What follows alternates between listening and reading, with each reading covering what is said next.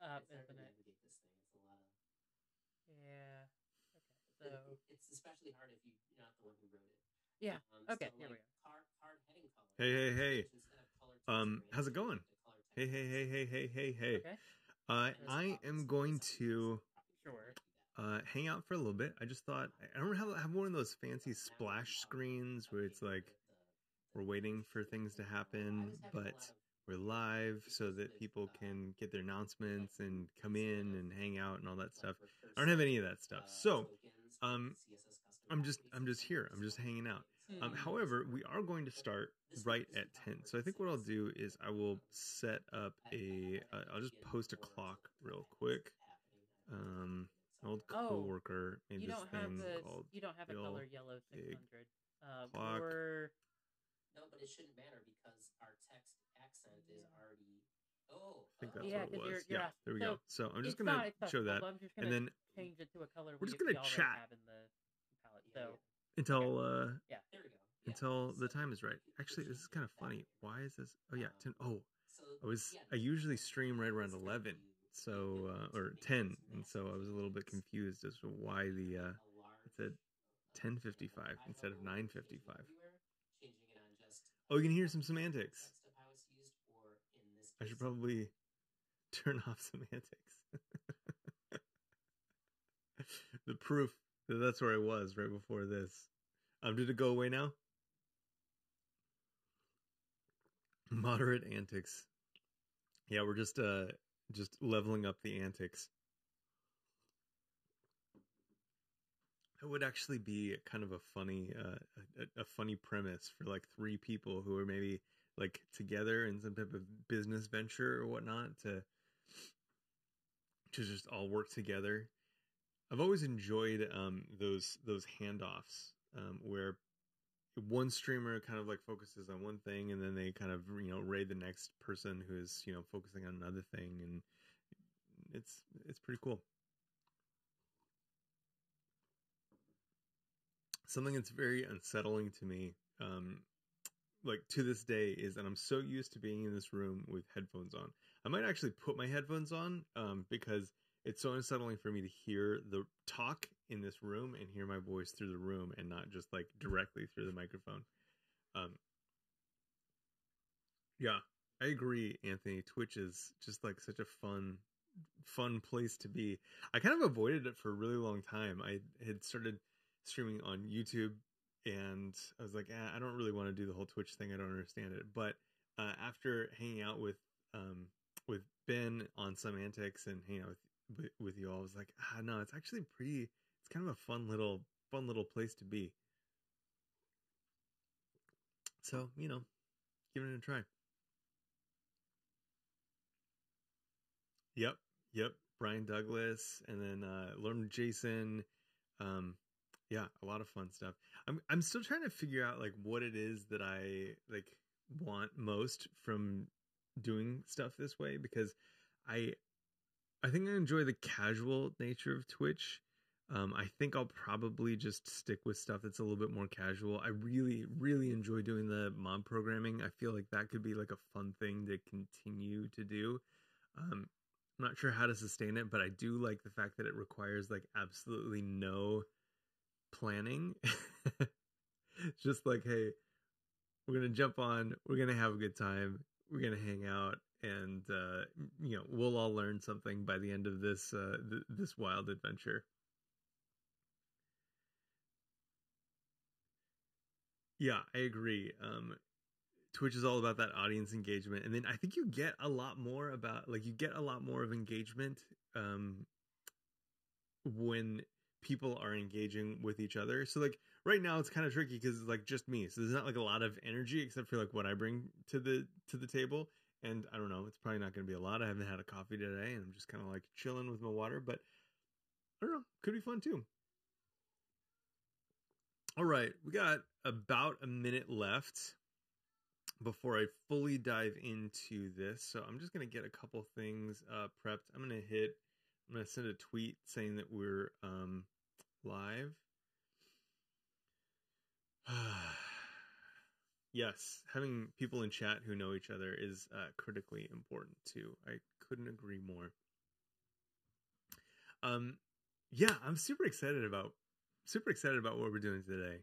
I'm not going to go into it too much, but I'm super excited. We got can't do the math, 30 seconds left. I had to like add the inverse. Yeah, so this is gonna be fun. I'm not exactly how sure how far we're gonna get with all this stuff. I think I had a chat just before doing this that kind of got me second guessing some of the things that I'm showing, but I figure, we'll show it regardless, and I'll just say it with caveats, and I'm learning all this stuff kind of as I go along. So here we go. 11 a.m. Pacific Standard Time. I just accidentally closed my Twitch window, which was stupid, instead of making sure that I was on this window. So here we go again. Here we go. All right. This is such a weird design. I can't scroll. Like, once I go to this thing, I can't scroll to the top. What the heck? All right. Hello. Welcome to this stream with me and some of my friends from Lunch Dev, hopefully in chat. And yeah, I'm going to try this button out. Hold on. I was going to say, I mentioned, Lunch Dev, friends of in the React Podcast Discord community, which hopefully eventually I want to move all that to like, Lunch Dev, because it's really not about React Podcast or React or anything like that at all anymore. I'm going to try this fancy button that I made. Does it post oh my gosh, look at that. Oh, why did it post it in 4 lines? That's so stupid. Okay, learning as I go. Anyway, today we're doing something really fun. Today I want to talk about all the things that I've learned the past like week or so in integrating Next.js and Storybook. So it's not as simple as I had thought, and there's a lot of things that need to be considered. And so today I was just like, you know what, I have been kind of setting all this stuff up a couple times, learning, and I want to try to coalesce that into like a group of lessons that I might be able to share, write a blog post about, etc. Now, up to this point, I have been tracking everything on github.com/chantastic/ I think it's Storybook Next.js. Did we get it? Yes. Okay, cool. Now, this is like the raw resource. And if you're interested in kind of like how I go about the process of learning something, fleshing something out, this is basically how I do it. I went through all of this stuff before and just logged every single step that I had to take to get all this stuff working. Now, it's interesting because I don't actually learn a lot from this process, but yeah, Matsikowski contributed some. Let's see, what was that? He added some types for me. Helped set up MSW. Matsikowski, if you don't know Matsikowski, winner, super homeboy, is always helping people with types and integrations and all that stuff. I'm always learning a ton from him. Welcome, Logan M. Can SH, I think. I assume that's a domain. loganmcan.sh maybe. Thanks for the follow. Yeah, so I just document every single thing that I have to do. I link to issues. It's kind of hard to like actually learn a lot because you're like in that mode, you're in that haze, and you're just like feeling things out and like eventually get to a place where everything works. But the next part of my process is this, where I start to try to coalesce some of the things that I learned into something that's like kind of like meaningful and step based. So we're gonna do that. Hey, welcome all of our friends from Some Antics Dev. Thanks, Ben, for rating. I was watching. I was playing some of the audio through in the before we started. So thanks for being here. Glad you're here. The antics may now commence. So what we're talking about today is integrating Next.js with Storybook. Storybook is this really cool way to, I guess ultimately at this point, it's been a great way to document design systems, but I want to show you how you can Also document your web development process, just developing UIs in general. So anyway, we're talking about this repo where I kept a bunch of notes on the things that I was learning. But today we're going to go through all those steps again and make sure that that I have a good sense of what is involved here. So let's go to this repo. Okay, cool. I think I am on the main branch. And what I've done here is I've just gone through the Next.js starter. So all I've done is, I think it's start learning. Nope. Documentation, create next app. All I've done is run this command in this repo. And if you want to kind of follow along, you can go to github.com/storybook, and then it's Next.js example. So many. Oh, I think it might be private. Or I need to spell it right. This is a great start that we're off to. Okay, Storybook, Next.js example. Yeah, it is private. I'm going to have to fix that. Okay, so sorry, but that's where we're at. So it's just a Next app, and we're going to integrate it with Storybook right now. So as it is just a base Next app, we're going to run npm run dev and open that up. Okay, it's serving at localhost 3000, so we got that going. And so the next thing is we just got to set up Storybook. Oh, there's a new category, software and game development, that you may want to switch to. Yeah. That is a good point. I'm super bad at the at Twitch. I've actually, the last like handful of streams, I have kind of like started with the same category as the ones before that. So that's a good point. I will make a note of that and give it a try. Sounds like fun. Cool. So let's kick things off. First things first. Palmer, thank you for the follow. Appreciate it. We're just gonna run the Storybook installer. So install Storybook. I'm trying Microsoft Edge, and there's just so many ads and articles and stuff like right off the bat. Okay, so Storybook is really easy to set up. Now, I did get one insight that I got is that I can actually run this command, but also target specifically Webpack 5. So I'm going to try that today. Hopefully it doesn't screw things up. I have very bad luck. So that's both a bad and a good thing. So if there's going to be problems, I'm going to experience them. But maybe it means that you won't as well. Okay, so let's get a new terminal going. I want to keep the dev site up for now. And let's run this. So we're going to run npx sb init. And then the, let's see, supplementary part of that is that I can add builder webpack 5 and see how that goes. Okay, that's going to do some work for us. How's your day going, by the way? Is there anything in particular that you're hoping to get out of this stream? I'm going to try to take us as far as we can before my voice shuts off, but we'll see. Mr. Yuri, thank you so much for the follow. All right.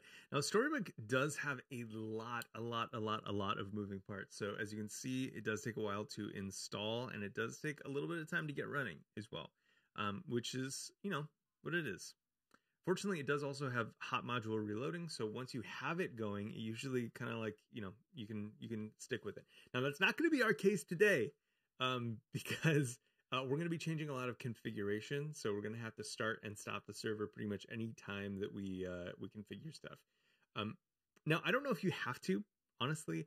I think some of them you do, some of them you don't. I always do because I just I hate those moments where I'm like, oh, yeah, like this thing that I've been banging my head against for the last like half hour is literally just because I forgot to restart my dev server. So I kind of have this rule. Anytime I like Control C, anytime I touch config, that's the way I do it. So we're going to do this, yarn storybook. Just validate that we're all set up. All right. Oh yeah, cool. Thanks, Victor. Yeah, Storybook's awesome. And my goal today is to show you how to use it with pages. So not just kind of like, I think a lot of the documentation focuses on writing stories like for design systems. But I'm really more excited about how I can augment my development process with it. So we're going to take a next app and then just document the page that's already there. Hey, Tross Codes. Thanks, crew, for rating. I hope that we can help you out. I think that y'all were just talking about Next, so this is kind of a fun serendipity. Thanks for being here. Hope you stick around. Have you tried Vite Builder? I have not tried it. Is that an option for Storybook? I have not tried it. If so, that's cool. Or I said Vite. Is it Vite or Vit? I saw a pronunciation guide and it looked like it said Vit, but I don't know. It's probably Vite. Vite. Okay, cool. Vite. Ooh, I'm gonna open this post real quick.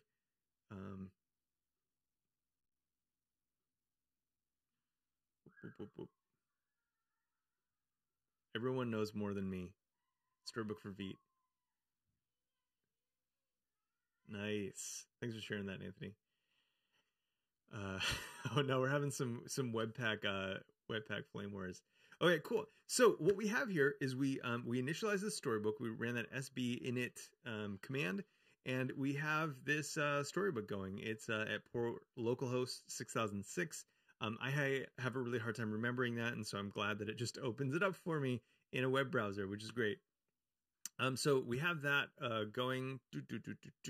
Let's see, and it gives us some examples. So I'm going to open up the code side by side with the examples, so you can kind of see what's happening here. It created a new directory for us. Actually, let's just look at all the things that it created for us. We have this .storybook directory with two files, a main file and a preview file. Main is where a lot of our configuration is going to go. And then preview is where things are going to go that pertain to stories, how the story is displayed. We'll talk about both of those later, but I just want you to know that these are the two main config files of Storybook 6. And so they come generated for us, which is really cool. Now, we also, let's open up main again. We see that the stories that it's looking for, so the stories, we can give it any glob here to make sure that it's you're looking for any path that we want. Right now it's configured to look specifically in this stories directory. Now that doesn't have to be the case, and if I wanted to put documentation for these stories right inside of my pages, I could do that and just change this configuration. So that's a cool thing to note as well. But right now, we're just going to stick with how it's generated. It has this directory in the root with stories. We have a handful of shared assets. Obviously, these are these graphics, I think. I said obviously, but I don't know. I think that's what they are. We have a button CSS. This is just a CSS file. We have a React component. And then this is the story for those things. Now, I think that this is why the generator puts everything inside of stories, is so that it can create all of these additional assets that are needed to document this thing, but without spewing them all over your work environment. So that's where we're at. There's also just this story that is a MDX file, which is pretty cool. MDX is integrated out of the box with the starter, and so we have this introduction file that is just a README, not documenting anything, which is really cool. So that's that. That's what we got. Let me check. I think there's probably a change to the package JSON. Oh, and I realized. Oh yeah, no, that's good. Package JSON. Anything here? Yes. So we have all of our new dependencies, which is great, and these scripts as well. So we have Storybook and a build Storybook. Okay, cool. So let's go back to, I guess we can open up another terminal for committing stuff. Or we can just do it in, let's trash that actually. Let's do it in VS Code, why not? Okay, so we see all these files that we added. Cool. We're gonna add all of those. And what are we gonna say here? So add and configure Storybook. That's, I mean, not a great comment message, but you know, it's fine. Okay, cool. So now that we have that that set up, what can we do next? I gotta pull my notes up. I have a handful of notes, so bear with me as I get those back into place. So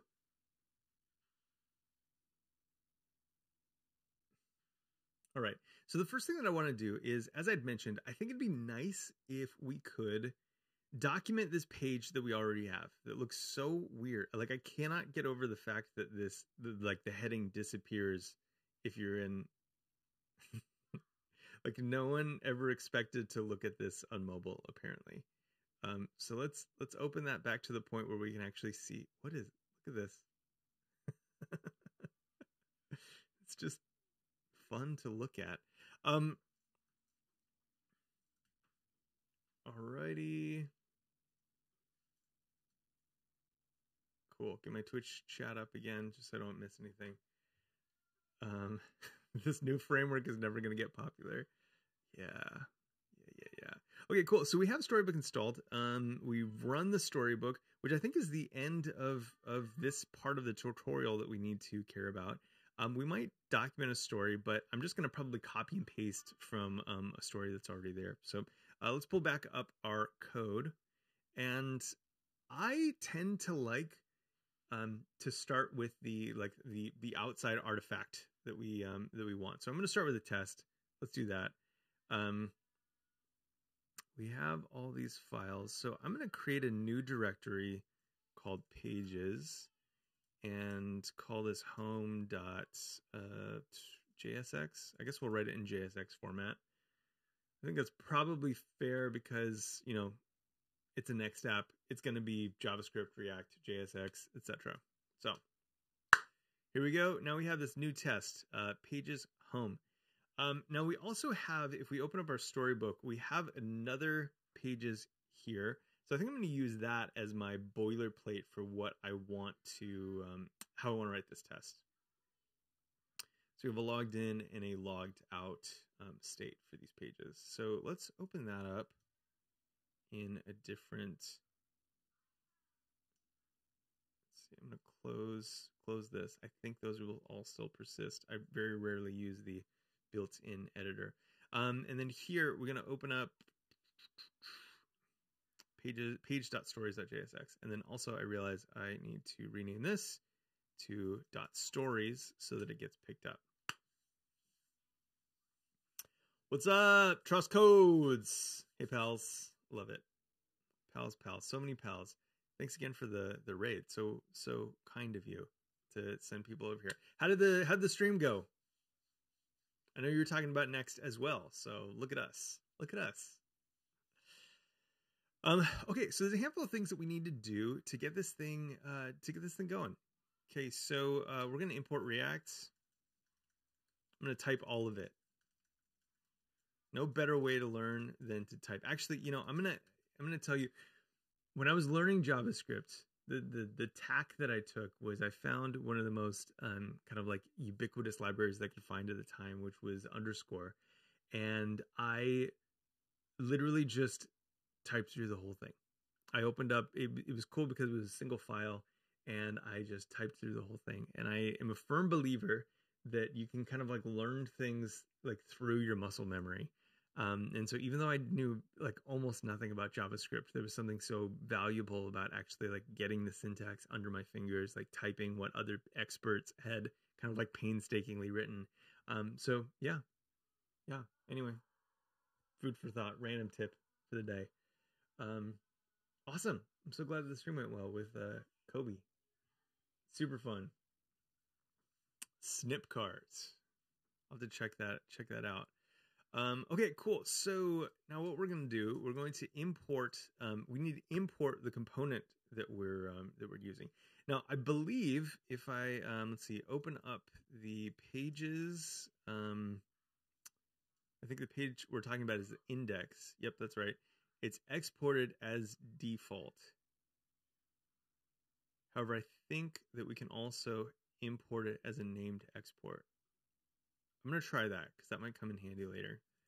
And then we just got to find our way out. So we're in pages. We got to go out of pages. We got to go out of stories into pages again and grab that. Actually, I think index might be, I don't think we even need to type index, but whatever. Let's try that. So we're going to import that.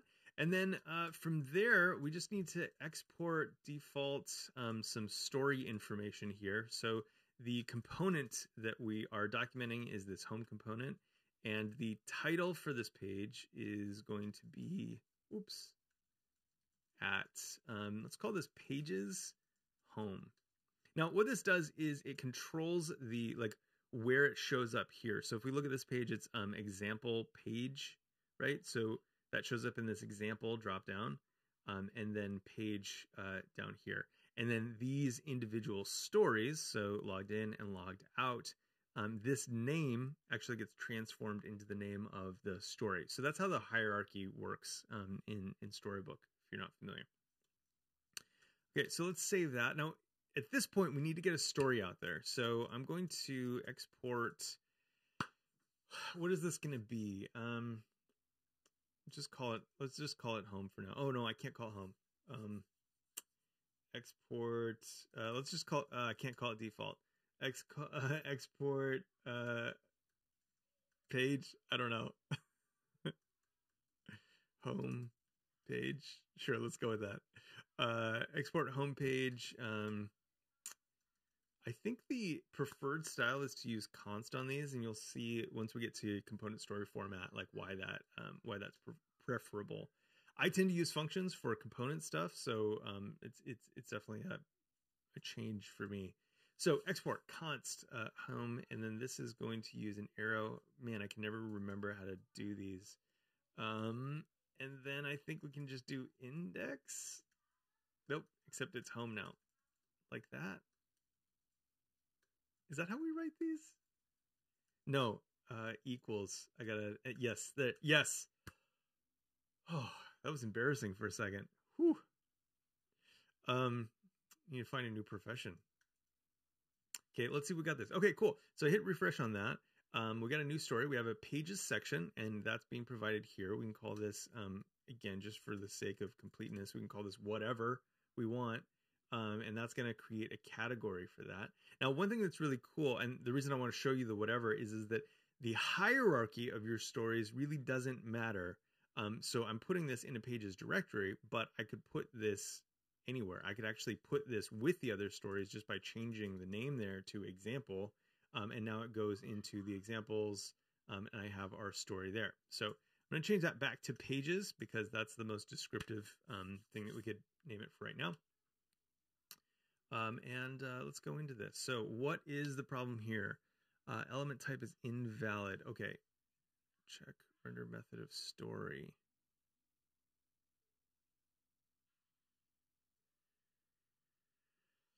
I think maybe let's try importing this as the default. I probably just misread it. Yeah, I did misread it. Okay, cool. So we have that. Very cool. Now, something that's interesting here, I'm noticing right off the bat, is that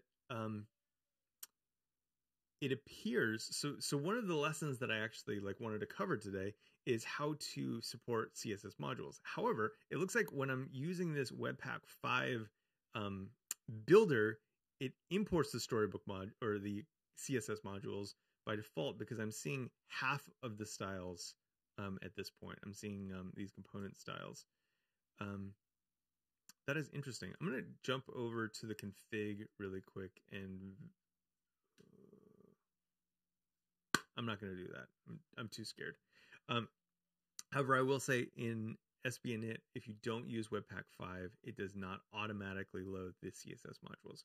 So, but that doesn't mean it's one less thing that we have to configure. All right, let's commit this. So we added our first story. Now you'll notice this does not look like the site. So we will get to that. But first I just want to commit each step. So we add our first story.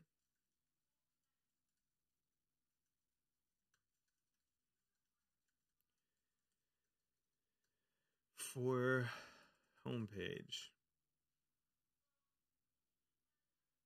Oops, forgot a stage. It's always confusing when there's only one. Okay, cool. So we got one. So this is pretty cool. Now I want to fix this because it doesn't quite look right. And one of the reasons is, so if we open to our home, nope, not stories, pages index, go to page index, we see that it is importing this kind of styles object from a CSS modules. And then it's just kind of applying all of those styles to the elements. So those are the styles that we're seeing. However, there's also a global style that covers the whole site. And that is why we have a difference here from here.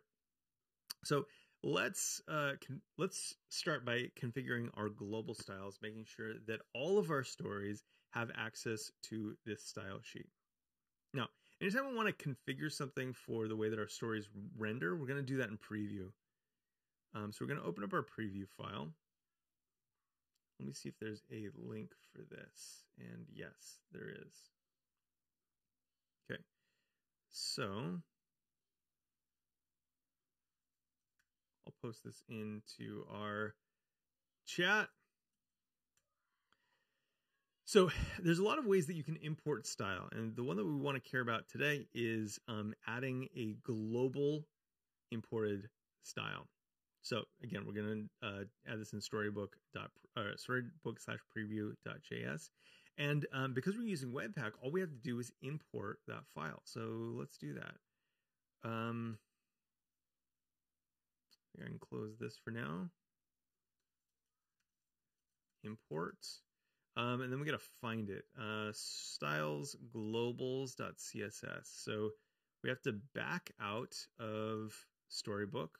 We're going to go into styles globals.css. See what happens.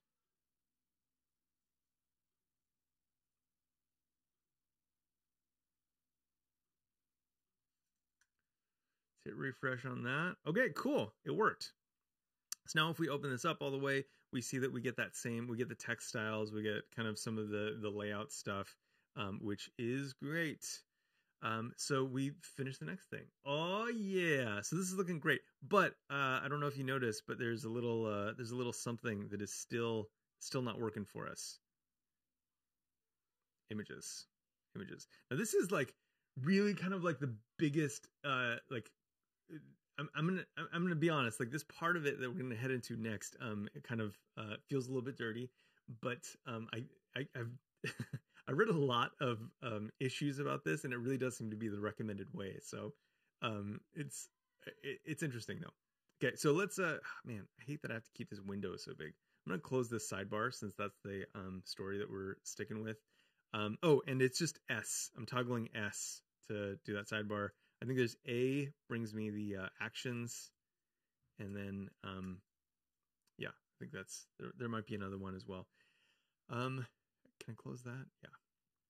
So so now this is looking good, but we want to fix that image. Let's commit what we got. So we just made a change to our preview. We just added the global styles. Awesome. So add global styles to preview.js. Let's call it Storybook Preview. Okay, so that's great. Now this is going to be, so something to keep in mind is that this is going to be imported for all of our styles. So, I mean, I don't think that there's going to be any collision here, but if there are global styles that we're importing, it's now going to apply to all of these stories. So keep that in mind. Anything that you import here will do that thing where it imports everywhere. Now, fortunately, if you want to import them locally, you can import them like component by component. So, you know, just like you would otherwise. Cool. So the next thing we want to do is figure out what to do with this image. Now, let's go into our stories. Kids are yelling at each other right now. It's pretty great.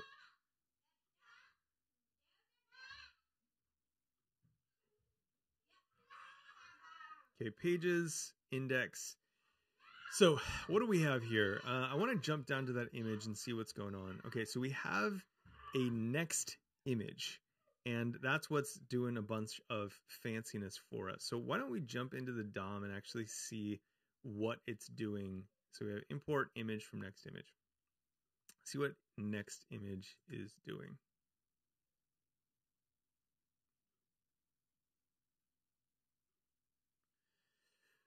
Okay. There we go. It's a little bit small. I apologize for that. It's hard to get all this on one page.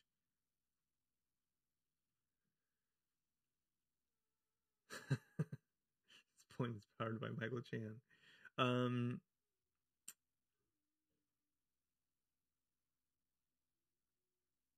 Yeah, so you can do that, import different CSS files per story.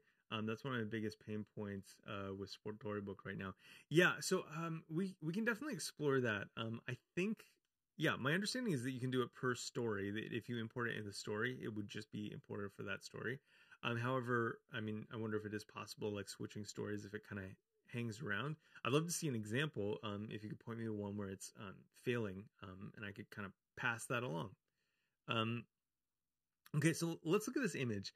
We have a bunch that's going on in this image. So at this point in the DOM, it is an image tag, alt versus logo, and we have this kind of like wild tag here because they're doing a lot of like image optimization. So it does this like underscore next image, yada, yada, yada. Puts this, what is that? So it's using the URL there as a query parameter. Fascinating. So pumps a bunch of styles in there, etc., etc. And I've seen a bunch of documentation, and the way that we kind of fix this is a little bit fascinating. We'll fix it for our stories, because obviously we want this to happen for, you know, in our next apps, but how do we do it in our stories? Well, it's a little bit interesting. We're going to jump into preview. And again, we're going to use preview to kind of tweak our environment a little bit. So let's jump in here. I'm going to borrow from my notes because it's something that I'm not totally confident in, and I want to make sure that we're not just like floundering around. Okay, so what we're going to do here is we're going to import everything as next image from next image. Okay, so that's our first thing. We're just importing next image.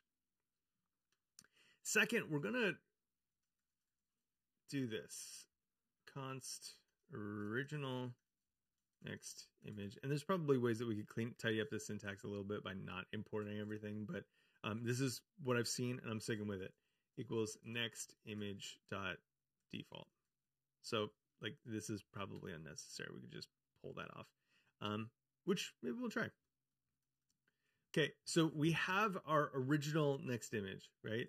So after that, we're gonna do some kind of like funkiness. We're going to objects.define property next image. So we're going to redefine the default. And in doing so, we're going to say, let's see, configurable true. And the value that we want to set is, it takes props. So we're just writing a component at this point. takes props and is going to return the original next image with all of the props spread out over it, but with the unoptimized prop. That's it. Another dot there. Cool. Okay, cool. So we're pulling in all of next image. We're going to extract out this default. We're going to redefine the default property on next image, which is, I guess, why we had to import all of next image, and configurable true using the original next image, and then taking and spreading out the props, and then de-optimizing it. Unoptimized, yes, thank you. Thank you for catching that typo. Unoptimized. Okay. I think that should work. Okay, so let's do this. Default is typo, no? Default. Let's do this. Let's copy and paste something that I know works.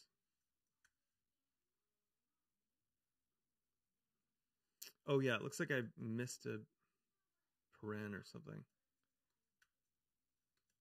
Okay, that should work because I think I copy and pasted it from a version that works. But yeah, same thing, just maybe fewer typos. Okay, cool. So we have that. Let's hit save, see what happens. And again, anytime I touch config, I control C.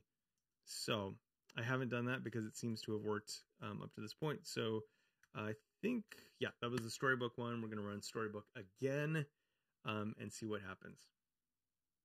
Now it looks good. Yes.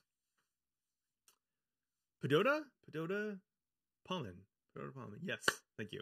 Thank you for helping me diagnose all that. Okay, so we have an issue.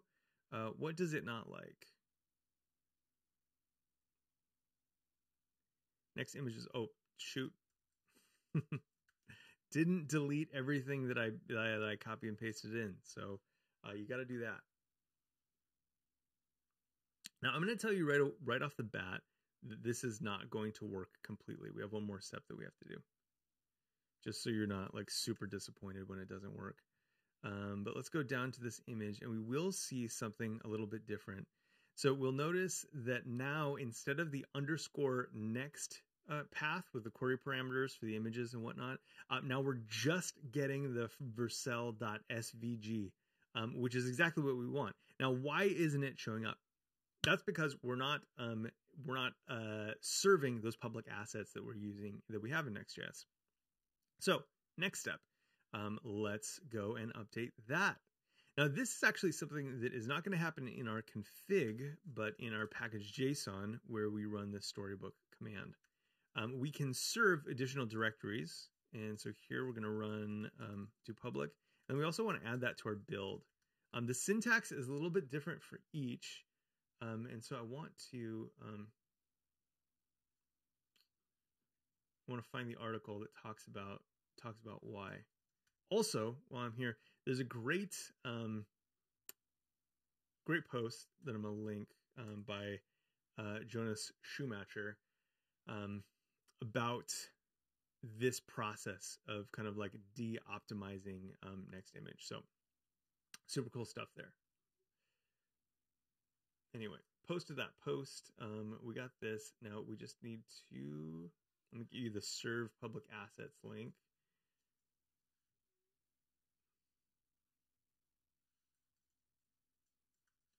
Cool. So that's one on serve. I think that's the one on serving static files. So we're going to do that again. We're going to open up our config, Control C, run yarn storybook again, and we should see that pop into place.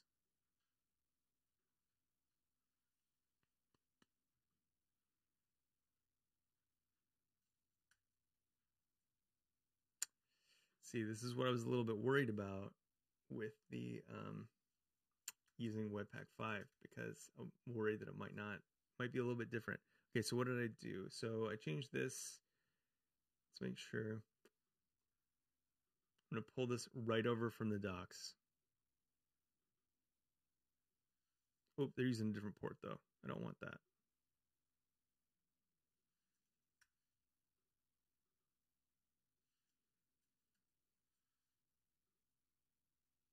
public port. I mean, I think that's the same, but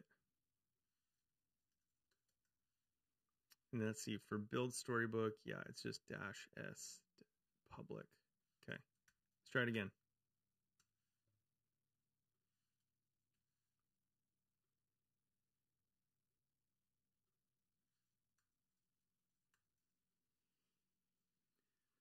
Now this doesn't work. Oh, hey, it worked. Oh my gosh, thank God, because I did not know how to debug that if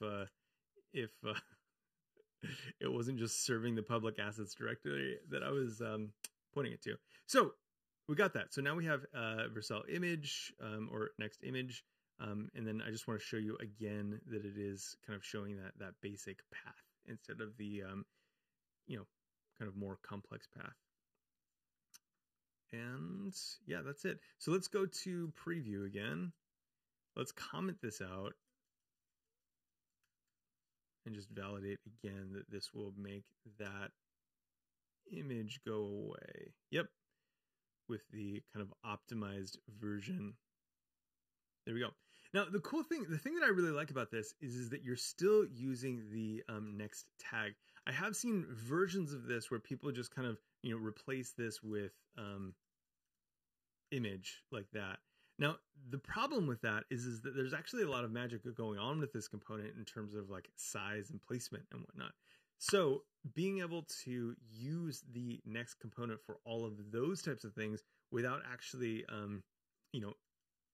while still being able to solve for like how you get the image asset is a really nice thing. So let's commit that up.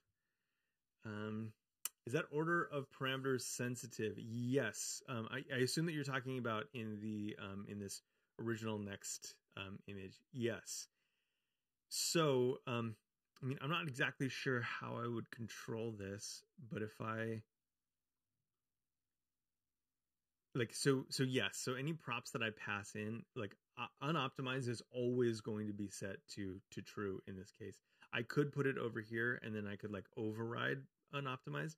I'm not sure how, like, why I would want to, because in this case, I'm only doing this in Storybook and I always want them to be unoptimized in Storybook. So in Storybook, is order parameters, let's see.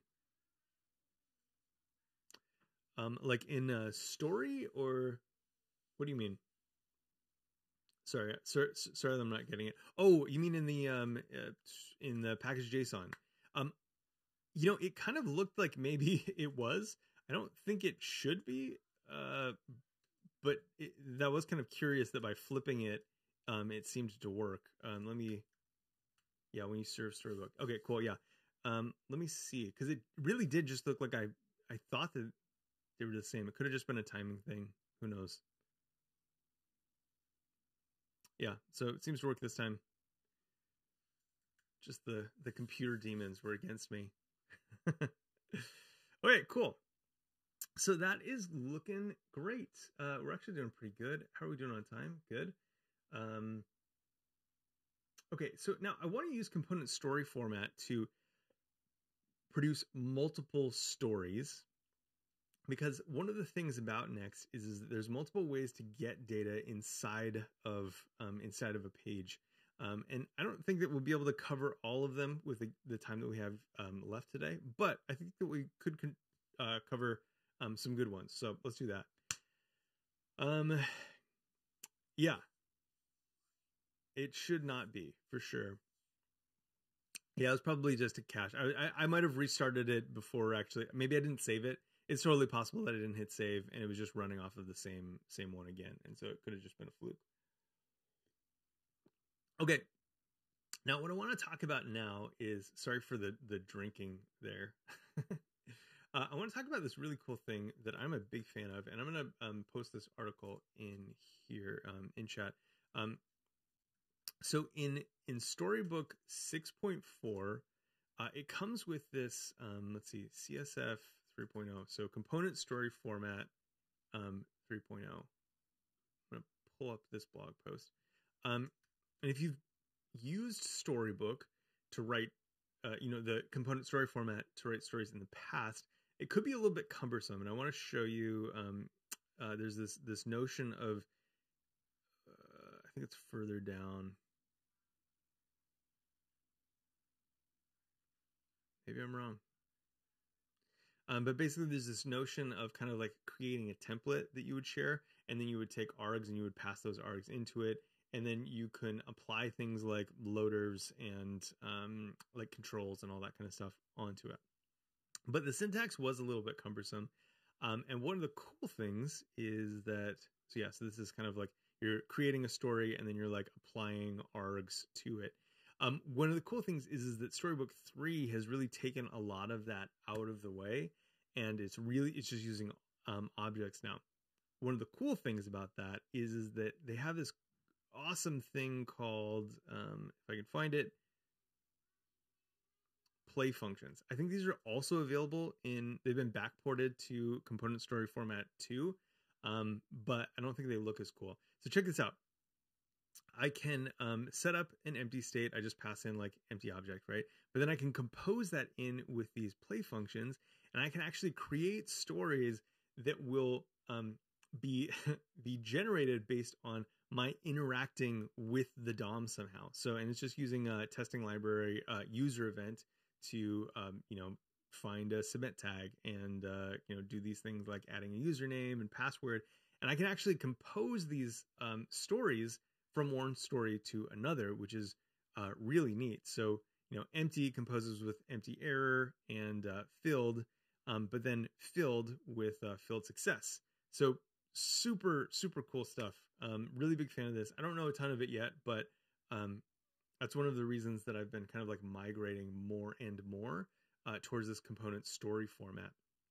But I want to show you kind of like both ways of being able to do this. So we need to go back to our story. I think it's home.stories. Yeah.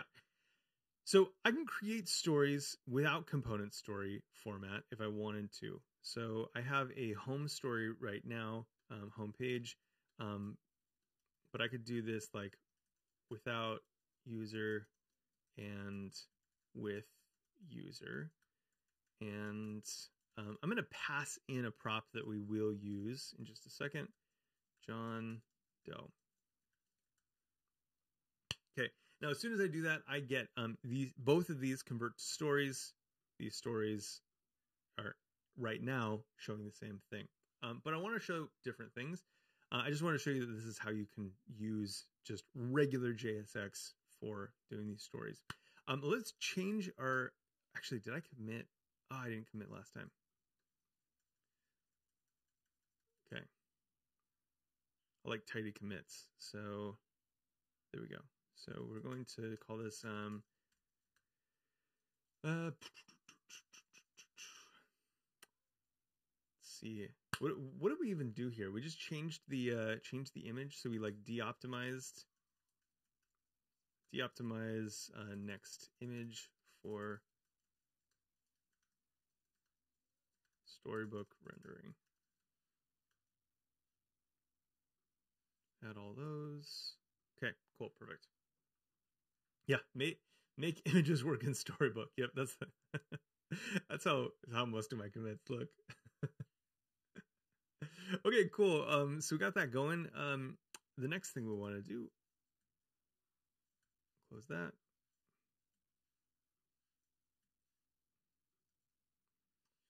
Okay, so we got images working in Storybook. That was quite a feat. And the next thing we want to do is go to our pages home, open that up, and then we're going to open up our page index file. This is the source for that home. And we're just going to add a little bit right here. So where does it show the name? Okay, so it says, welcome to Next. And what I wanted to do is say John Doe here, but dynamically. So we'll do that by taking a prop, name. I actually don't care that it is anything by default, so we'll set a default. And then here we'll add a condition around this string. So that's the part that we want to be conditional. And if we have a name, we'll spit that out. and we will use the name prop that we have. Cool, should work. Now back to our story. We're going to duplicate the story. We're going to say without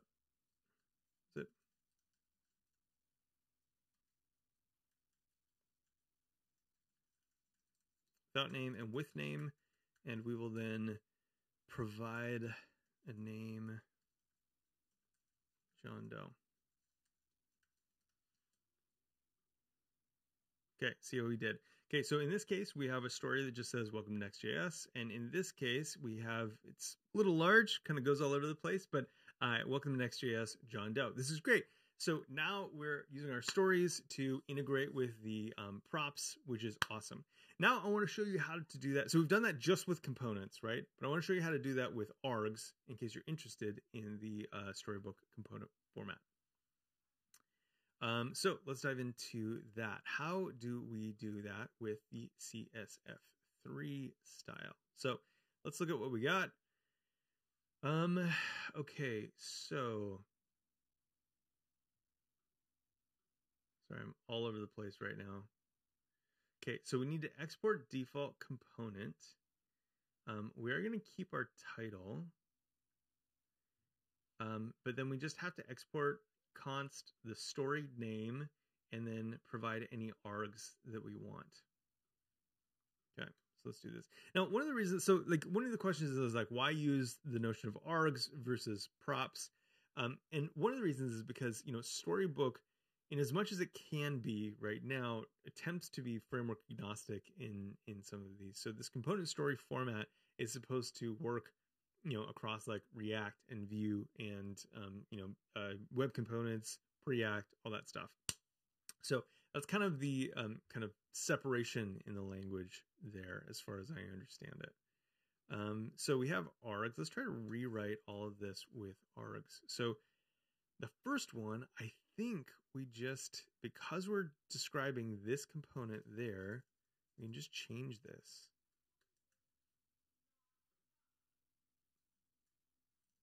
I think. Nope. Okay, so how do we do it?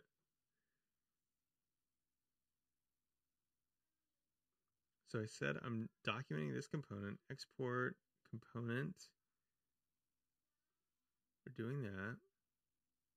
Title, pages home, component home.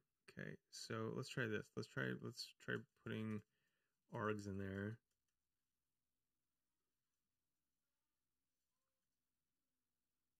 Original is not found.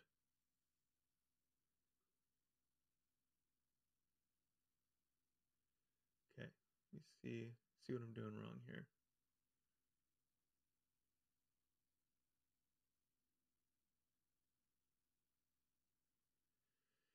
Yeah, so that's a good question. I'm pretty sure I am on Storybook 6.4, but let's check. Oh, you're right. 6.3.9. Thank you. Thank you.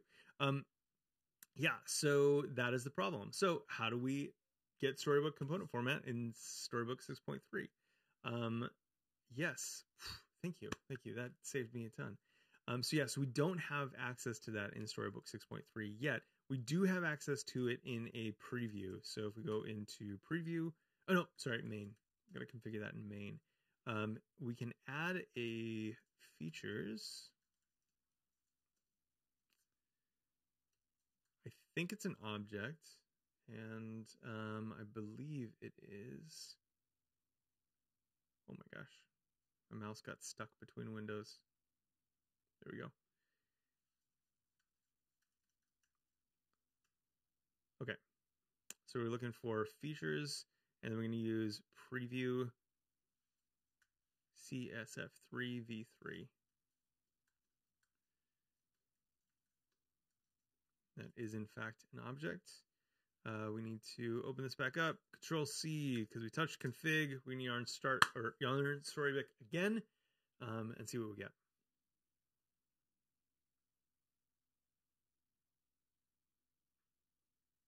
There we go. Okay, cool. Thank you so much for catching that. Yeah, so in this case, we can send in an empty object. We'll just validate that. Great. And then this one, we lose the JSX on as well. This will become args. We pass in an object for John Doe. Close up our object and our args. Cool, perfect. So now these are like kind of, composable together, which is really handy. Okay. Also, it's one of the things that's nice about the component story format, is that it really does eliminate the whole like duplication of, having to kind of use that component in several places. So it's really nice that we can kind of compose them together. And I'm assuming when it said like looking for, or it couldn't find the original, component story format 2 doesn't expect it to look for it in like the default option, I think is what I'm understanding. So basically it's just using this default to compose into these stories. So that is very cool. So let's see. So let's commit this.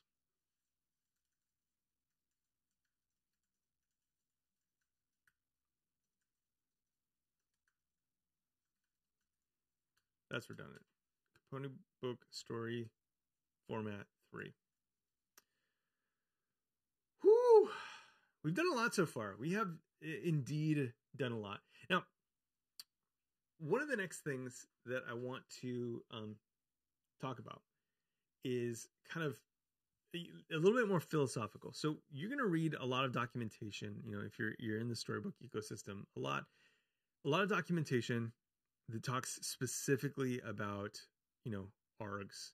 Now, one of the cool things about play functions is that we have now with play functions a way to kind of interact with the, let's see, let me find an example.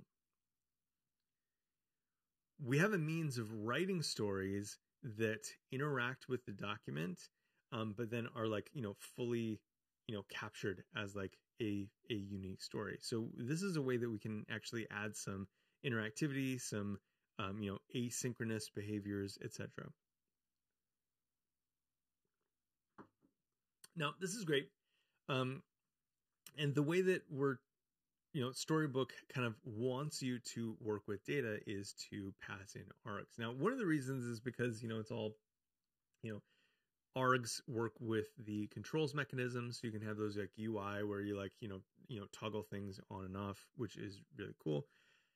But then also like args work like super fast. Like you're not waiting for a network connection. And this can be really nice. This can be the difference between like a storybook that is like really painful to use because everything has to load up asynchronously, or a storybook that just kind of uses this like, fixture data to, do its thing. However, I want to kind of like explore additional options. I want to explore some opportunities for maybe cases where we need to or want to, fetch data from, from server or whatnot. And so just because it's not recommended, I do want to kind of explore some options if we did find ourselves in a case where we wanted to like actually test certain behaviors. So one of those specifically is working with, get static props.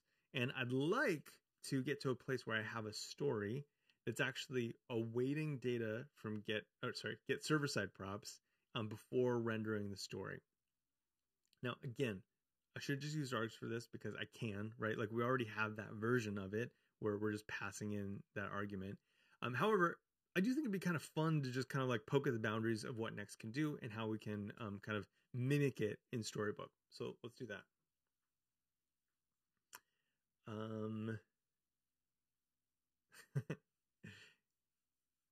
Yeah. Okay. So cool. Let's do that. So one of the things that we're going to need for this is a way to mock requests. So like right now I have a Storybook server running and maybe we can just, maybe we can actually try this with Storybook before we start mocking it. So we have, let me make sure this is still live. We have our Next app running And so let's say that I wanted to modify the home component. Let's say I want to modify this so that it uses get server-side props.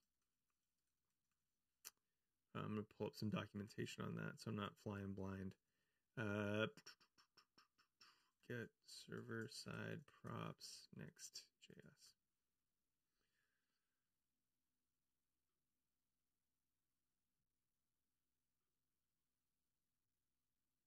It's crazy that... Come on, you gotta have something on your get. Okay, data fetching. I guess it's just in data fetching. Okay, cool. So we're gonna export. How does this work? Export async function, get server side props.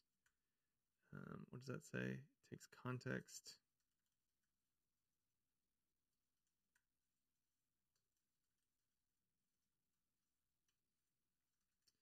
And it's going to return an object with props as a key, and in this case, it is empty.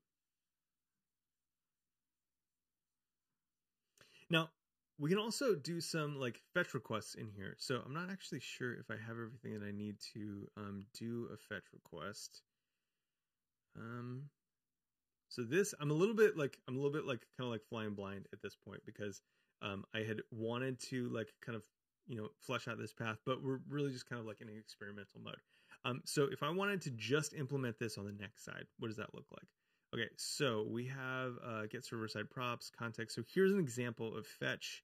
Let's copy that.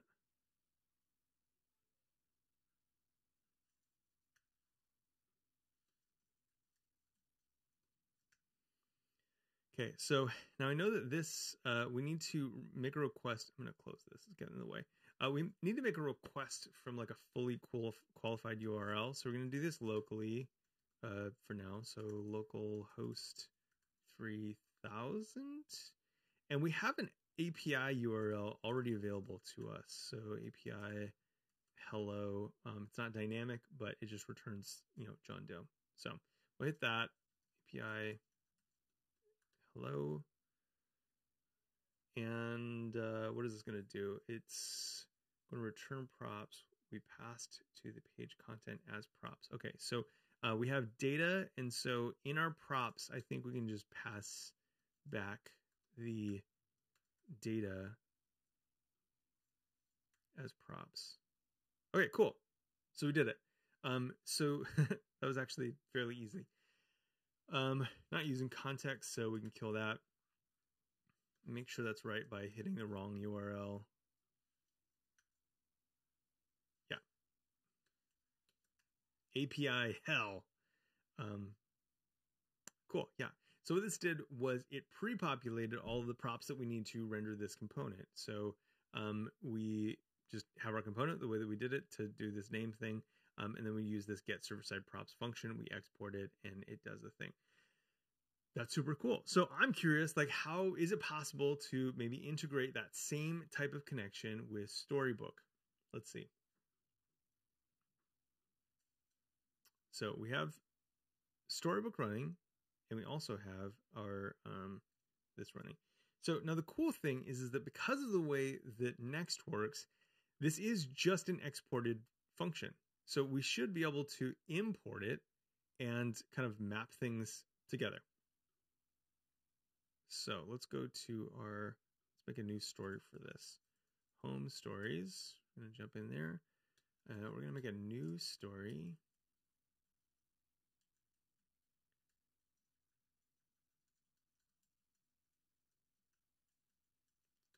So we're going to call this with name from get server side props. So I think that we're going to start with without name. And if you have suggestions, throw them out there. Make sure the story renders. We should see not the name. Okay, cool. Random data API. Yes. Okay, cool. That's actually, try not to click links, but Random data generator.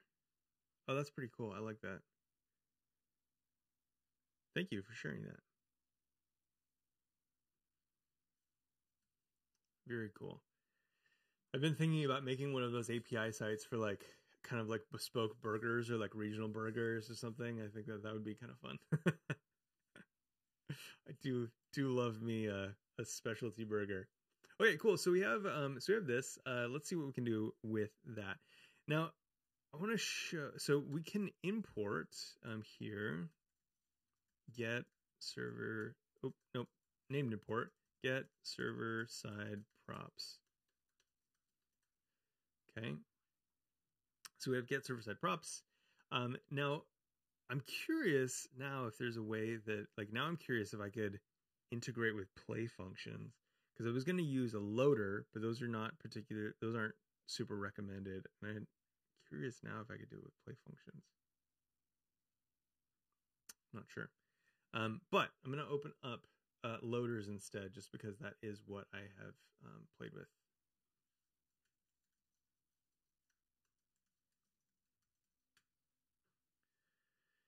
And again, it says right at the top of this is a very like kind of like experimental way to work with Storybook. I think that, you know, the preference for sure is just to use args kind of like fixture data instead of exit page. Weird.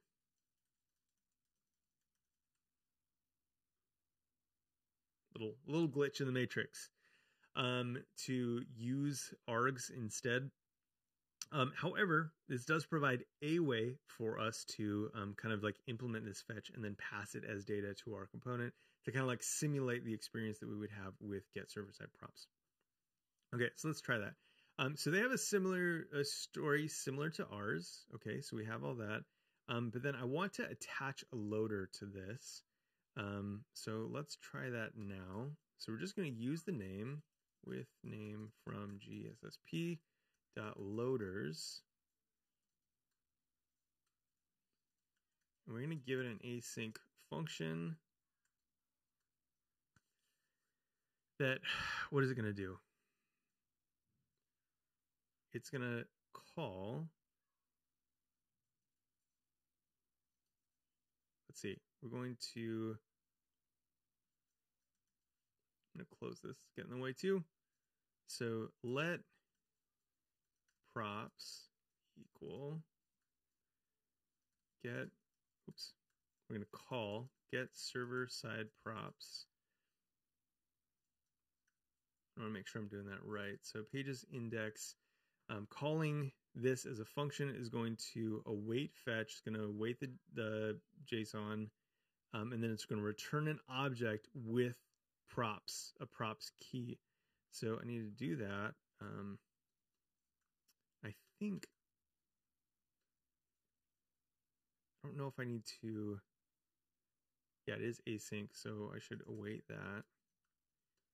And then we're going to return, let's call this data. So then we can do data.props.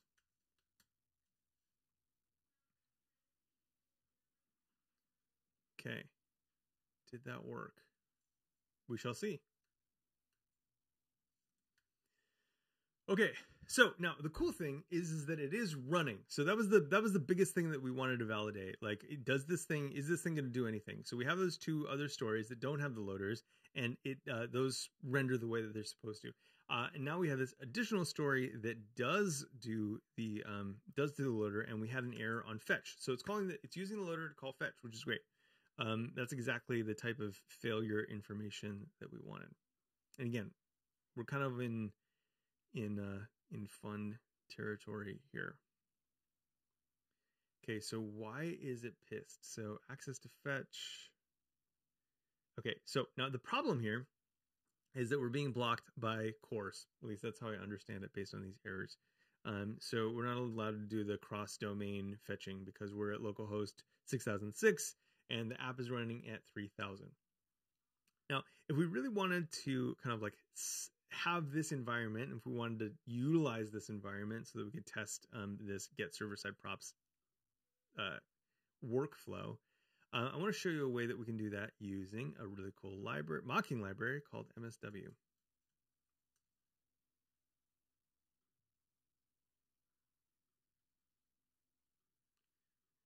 Freaking localhost cores, right? Now, so the nice thing is that like this is going to be a pain in the ass, like no matter what, right? And we want our test suite to be isolated. That's one of the beautiful things like about having like a really great test suite is that, you know, we don't want the test suite to be dependent on, you know, a production environment working or whatnot. So this is great. But yeah, cores is hell.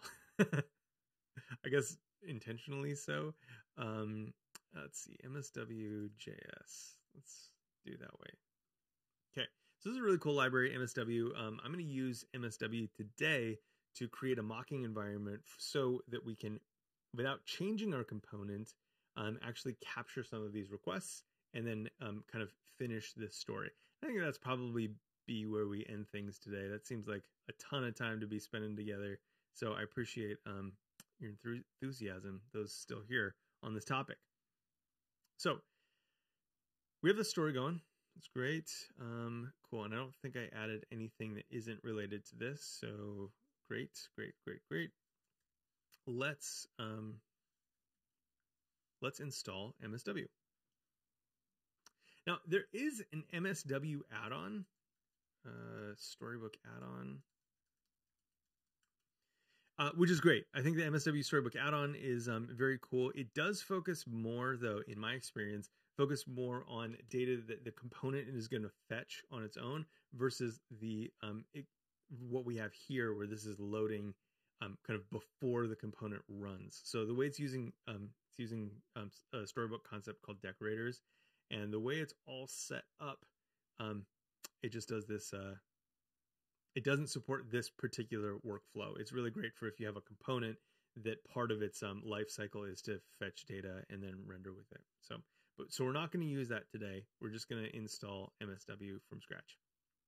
Okay, so get started. Let's do this. We're just going to run this command. We're using yarn here, so we'll do yarn add MSW dev. I'm going to kill our storybook since we're going to be making changes there. And we're going to mock this API out. So while we're waiting for that, how are we feeling about this? Does this feel like, you know, sensible? Is it helpful? Is it a good kind of like, you know, tying of the Next and Storybook, you know, stories together? Are there other things that you'd like to learn as I kind of continue to flesh out this content again for, you know, blog post? I think ideally like YouTube and egghead videos, etc. What else would you want to learn? What else are you thinking about? I think so far we covered, you know, how to integrate, you know, styles, how to make the image work, next image work. Now we're getting to loaders and mocking, all that kind of stuff. Awesome, Pedota, thank you so much. I appreciate the feedback there. Are you using Storybook currently? Is there something that you'd like to share? I'd love to see what you're working on. Okay, so we have MSW set up. We've added MSW, the library, to our we've added the package, right? Now setup actually takes a little bit more work. And I don't know how to get there from here. It's really kind of funny because then it says the next step is to set up like, you know, the mocking handlers and whatnot. But there is a part that you have to do first, which is to, I think, integrate this into the browser, at least in our case using Storybook. And there's one command we have to run. It's npx msw init save, and we're going to give it the public directory that we're serving. And this is actually going to generate a service worker for us. And so that has to be in place. Oop, got that $sign in there. So we're going to run this npx command, msw init, into our public directory, the service worker file. Let's watch that happen. Okay, so in public, we now have this mock service worker.js file. This is not something that we're supposed to touch or modify. This is, you know, or ship to production. This is for our dev environment. We don't need to touch this. It just spits it out for us. yeah, so that's what we do. So it wrote that package, that file out for us. Good to go. Now we just need to integrate that into Storybook. I'm curious, where do we do that? You can shout it out. Preview.js. That's where we're gonna integrate our MSW. Yeah, trying to use it a bit more Next.js on projects. So hopefully at some point the time will come. Well, yeah, it's honestly, I really love it. I really love in particular the chromatic integration. That was really the killer thing for me. Being able to have the sensation that like whatever I was doing was tested in multiple browsers was like so cool. So like it just gave me a lot of confidence every time we like created a new feature or changed a feature, knowing that like it wasn't going to actually change stuff that's like running in the browser. So yeah, super neat. And as you need help, hit me up. I think I don't like, I apologize if we've already like chatted and I just don't recognize your Twitch screen name, but if you're not already hanging out with us, what is it? Shoot, we have a Discord. My typing is getting sloppier, which means that I'm tiring a little bit. You can go there. A bunch of cool people, a bunch of great people are there. It's under the name React Podcast Discord right now, so don't be confused if you go over there. Yeah. So what do we have so far? We need to integrate our MSW. And let's do that. I think there's some additional instructions on how to do this here. What we're looking for is we want to get this. We want to see this in our browser to like load so we know that MSW is working. Now, I have an example that I'm going to use just because I know that it works for Storybook. So let's do that.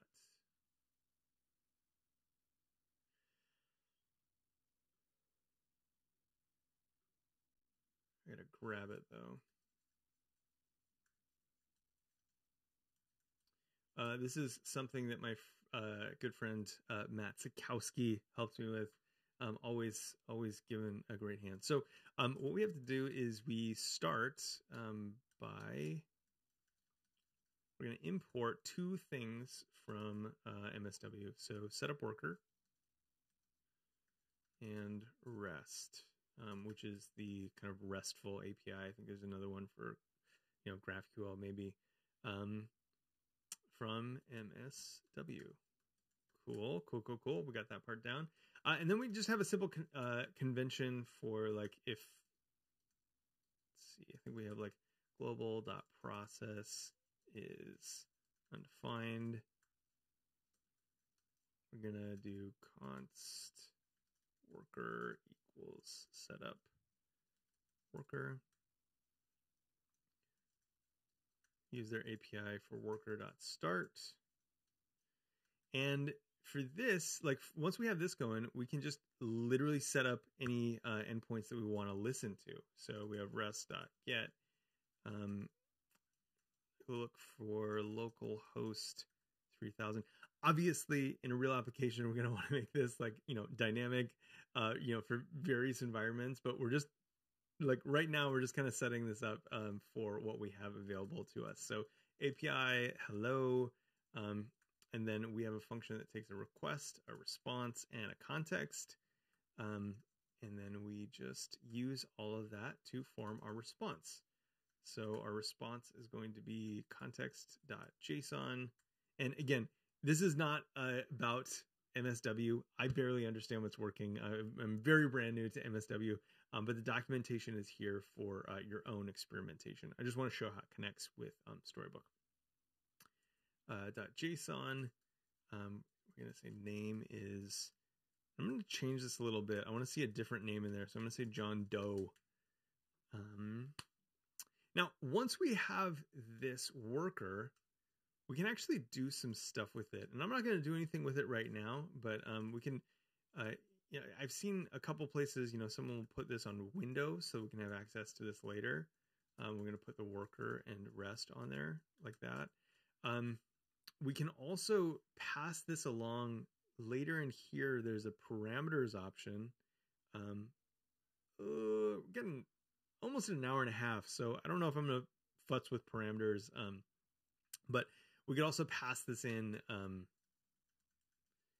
We could pass a reference in as parameters, which would mean we would have access to it in the story. So for right now, though, I'm going to leave that out because it's not totally critical for what we're doing. Now, I think once we've done that, we've actually set up MSW inside of our app. So I'm going to run Storybook again. And what we're looking for is this confirmation that Storybook or MSW is in fact loaded, so that we can start making requests that won't fail.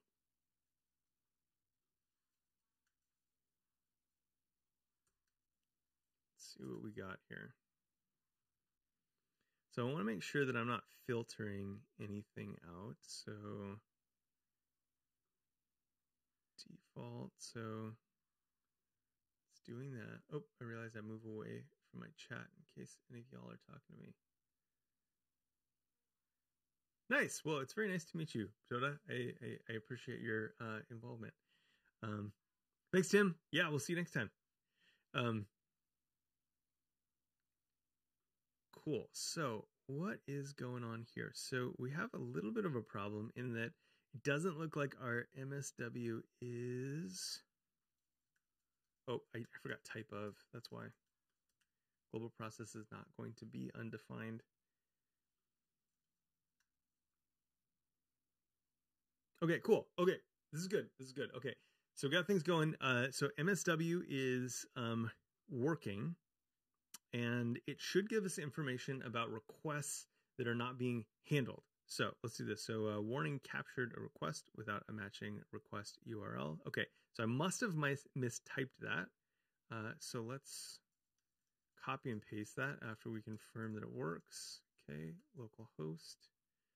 Okay.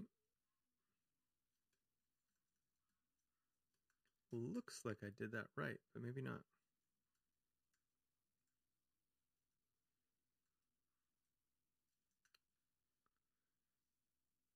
Okay. If you still wish to intercept this unhandled request, please create a handler for it. Fetch event resulted in a network error response on object. That was not response was passed to with respond. Interesting. So I wonder if... Okay, first of all, I'm going to make sure that I don't have any issues first by just copy and pasting what I had before, and making sure that there's no big differences here.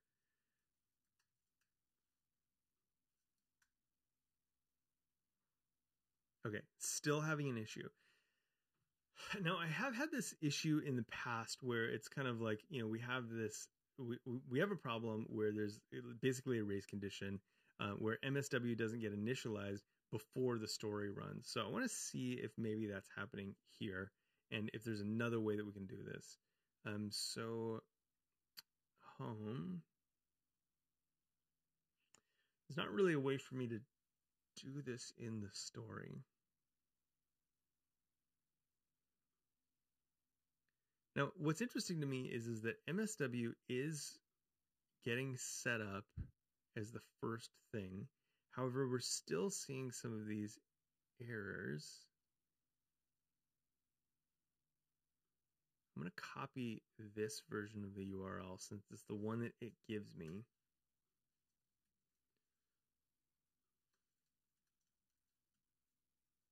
Yeah, and it looks like it's exactly the same.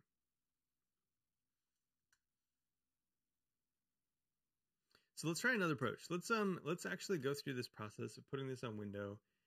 And I'm borrowing this from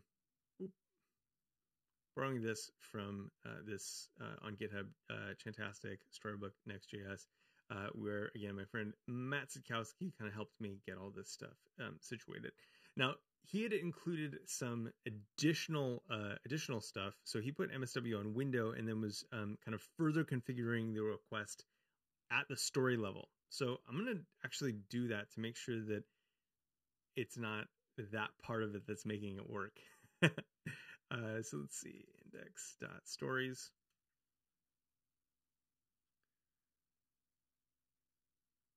Okay, so we're going to copy parts of this story. So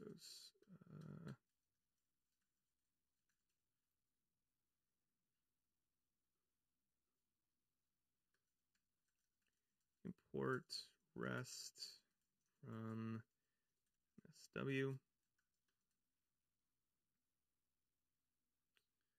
So we have our loader. I'm just going to copy this.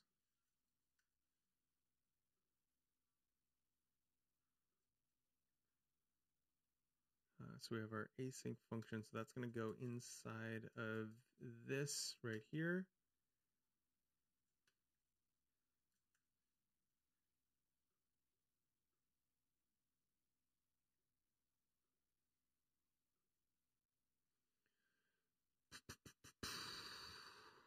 Let's save that. Okay, interesting. So it looked like, I didn't realize this when we were going through this, but it looks like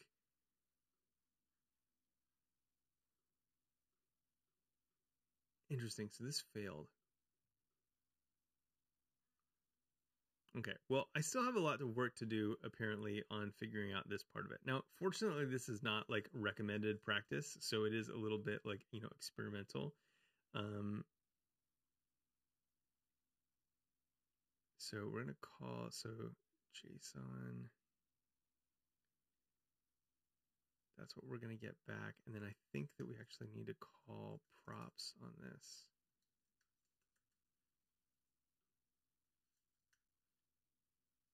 Yeah, maybe not.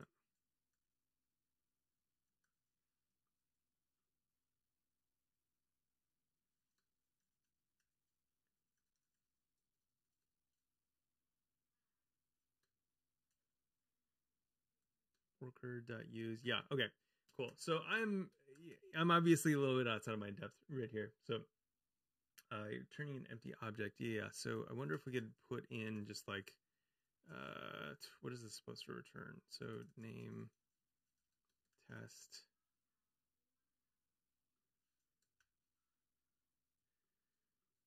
Or if it needs to be inside of props, because that's what get server side props expects. Yeah, I don't think it's the returning part of this is the issue.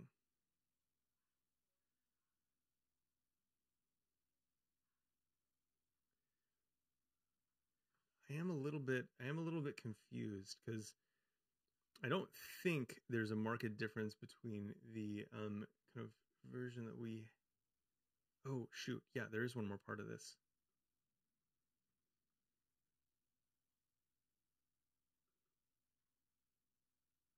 Oh, gotcha. Okay, so there's two loaders being set up. One is the one that actually. So I replaced. Thanks, Pedota. I appreciate that. I replaced the whole thing, but that's actually not what we want to do. We want to have two loaders. This one's going to do props.data. The other one is just setting up the other loader, setting up the MSW request.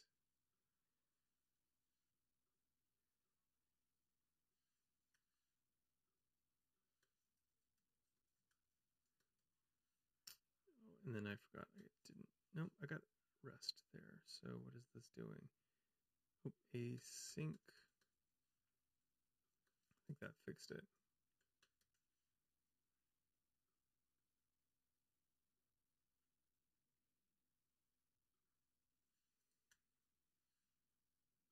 Okay, let's kill this just to be sure, just before calling it quits. I feel like I probably need something to eat at this point. I don't know if my mind is going to be particularly clear to solve this.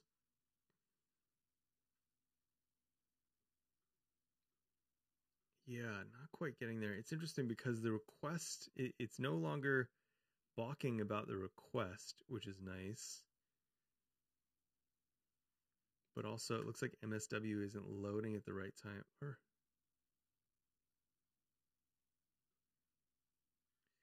So it is. So it's loading, and it looks like we're capturing the request and sending the response of okay.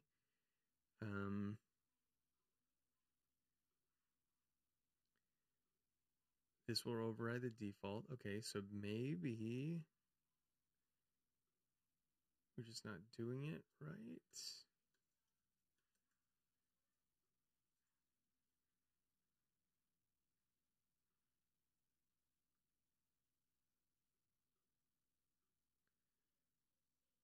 Interesting.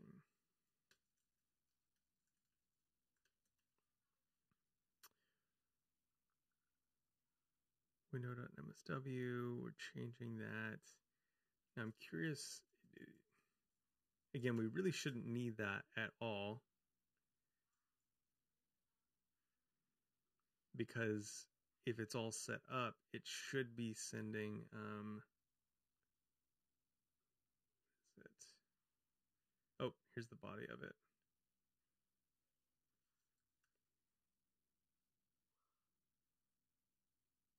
Yeah, so confusing.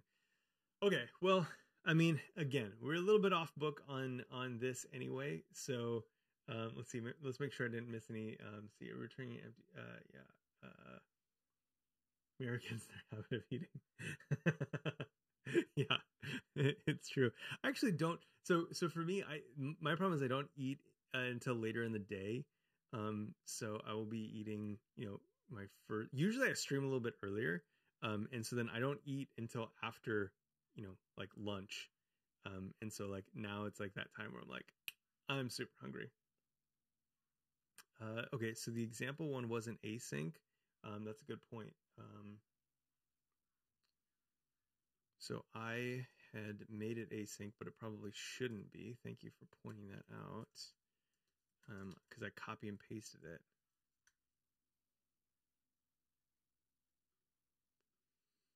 Getting closer, because it's definitely it's running. And so you can kind of see as I switch stories, it's making that request. So it's requesting the data. We're seeing that it's posting a response, and that response is, this will override the default. So we can call that another one. We can call this like John Doe, like Simpsons. And so I wonder. Let's see what we're getting back. Log. Let's just see what we're getting as data. Data with the props. And so we're getting, okay, so did I change this? I changed that to be the wrong thing.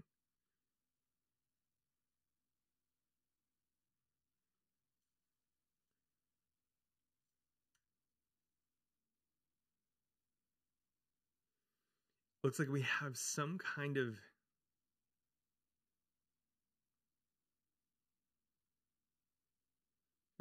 disconnect here, right? Like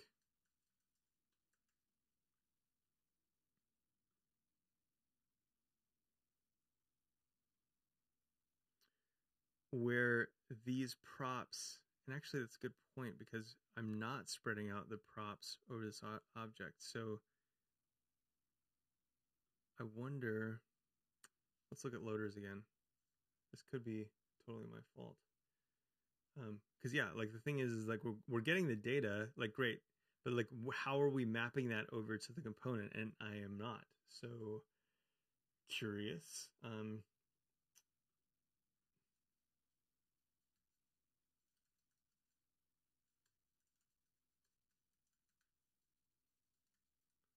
Okay, I'm going to pull up the story from my other repo. Let's see what we have. So when we're using loaders, so basic loaders, so what does the story look like though? Okay, so we have basic, I think we need to use a feature of loaders that allows us to actually control the rendering.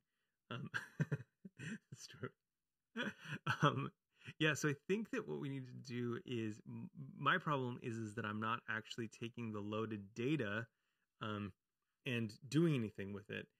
So let's see how we do that with loaders. So I think, actually I'll keep this up just for a second because I think that is the key. Now first though, a little bit complicated. In Storybook component format, I need to control render. So Storybook, oh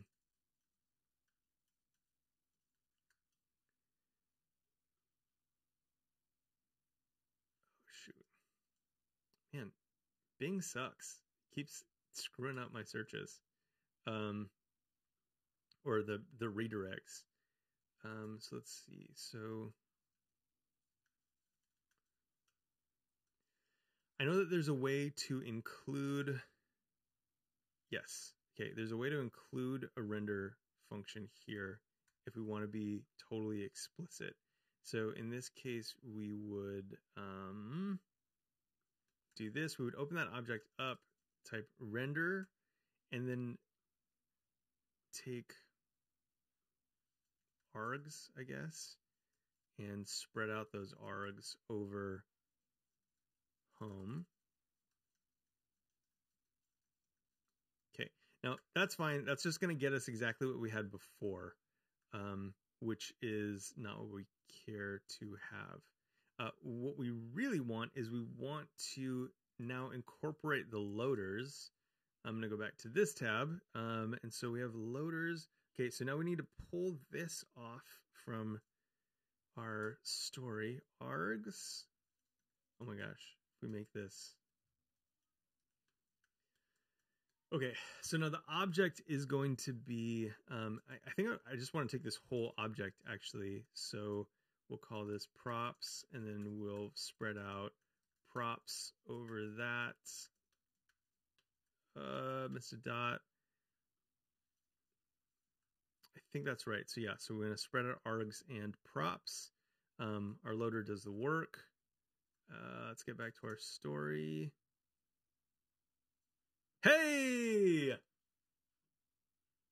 What? We did it. Pedota, it was you and me. We did it. Thank you for encouraging me to go on when I just my American meal planning was just hitting me. Okay, cool. Well, you know what? This is great. So the problem, I think, was me all along, because I did not, I was so excited about this component story format and kind of like introducing it that way, that I forgot that I needed to handle renders so I could get information from these loaders. So I just out of curiosity, so we did this, we set up this additional loader. I want to see if I can take that out now, if MSW is still going to do the job that we expect it to. Okay, so it is not. So it looks like there is some kind of, there is some error in my setup. I'm not really going to tackle that now. It is nice to know that we can do this. I'm going to try one last thing. I don't like that it's set on window, so I'm going to do Storybook Parameters and see if I can pass that in as a parameter or a reference to MSW as a parameter. So I think I can do that in preview. So global parameters, that's going to be Storybook preview. Preview.js. So instead of window, I'm going to set, so like let MSW, and create a variable for that. And then I'm going to set worker and rest on that. And then as a global parameters, we're going to add MSW. Okay. So then from here, instead of window, oh, see, this is weird because I don't know. See, this is interesting because how do parameters and loaders interact? You know, if I wanted to get this off of, I wonder if I have some type of access to context here.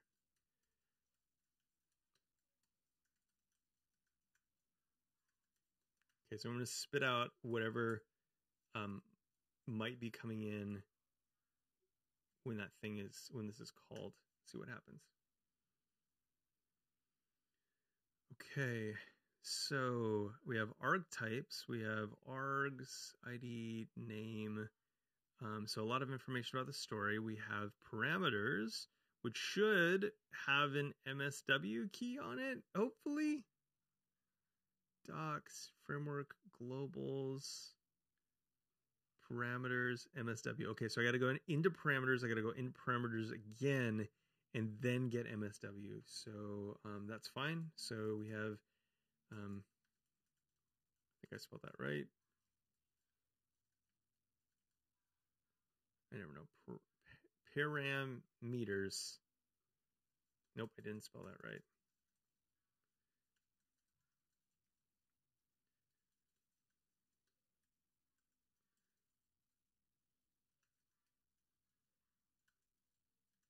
So we're going to pull those off instead of window.msw. We're going to pull those off of our parameters. Object cannot read property of undefined reading use.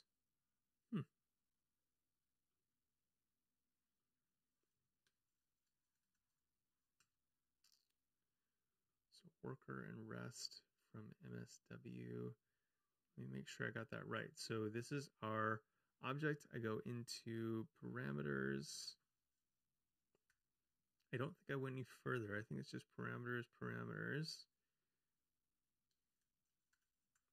Let's do this.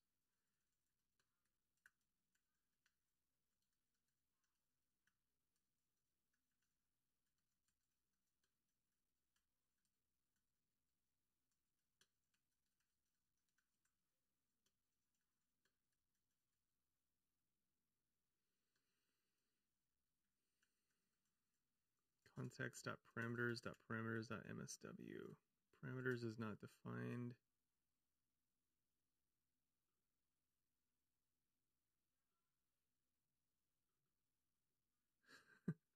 It's so weird. So I'm logging out that, and I'm actually getting the object that I want, but I can't destructure it off of, oh shoot, yep. Just talking it through. Hey, there we go. Okay, cool. Perfect. Awesome. This is great. So this is nice because now we've used parameters. So what we've done is in our preview.js, we've been able to change that. So instead of putting MSW on the window object, which I think could be a little bit flaky, we're just putting it, we're creating a local variable named MSW, putting what we want on it, and then passing it down to all of our stories as parameters with all of the additional context that we have. So that's super cool. And then we just take that off of context. My destructuring foo was not serving me because it didn't seem to recognize that, but theoretically, that should be a lot easier if I just spelt things right. So we're in context, parameters, and then, oh, because this is the parameters. Yeah.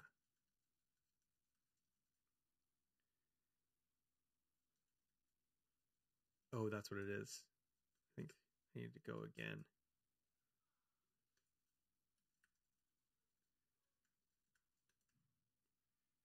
There we go. Whew. That's ugly as hell.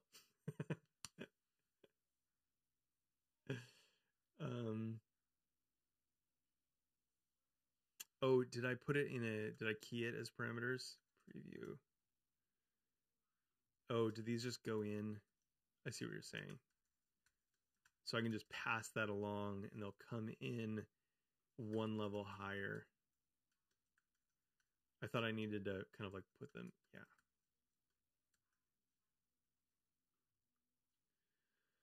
Defined of worker.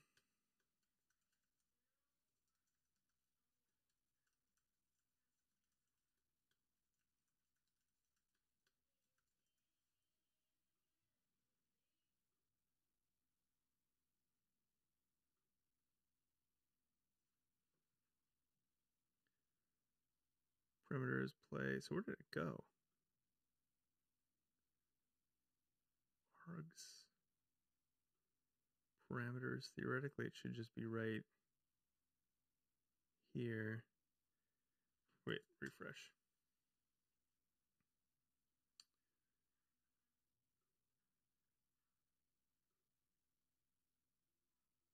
Okay, there. Yeah, now it's on the parameters key. That makes sense. Okay, MSW is not defined, so console.log context. So we're gonna do. Let's just do this. Let's just pull just parameters out because that's the larger object that we care about, and let's just do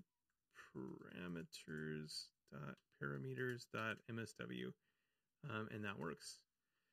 Thank you for pointing that out to me. Yeah, I was creating a new parameter. So in preview, I was creating a new parameters inside of parameters, and instead of just passing that along into the parameters right here. Yes, thank you so much. Awesome. Okay, cool. So obviously my brain is a little bit mush right now. I just want to thank you so much, those of you who are still here, for hanging around. Pedota, thank you for following, and thank you for all of the help and encouragement in this stream. Yeah, again, if you want to hang out, it's chan.dev/discord.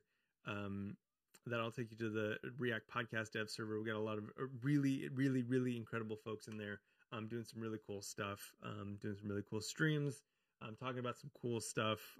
Yeah, really great people. I encourage you to hang out there. And then, yeah, if you have questions about Storybook, you can hit me up in there or on Twitter at twitter.com/chantastic. Thanks so much for being here. I really appreciate you, and I hope you have an awesome day. Cool. That's it. Peace. We'll see you later. I hope you learned something. I definitely learned a handful of things. So thanks for hanging out. I'll see you later. Bye.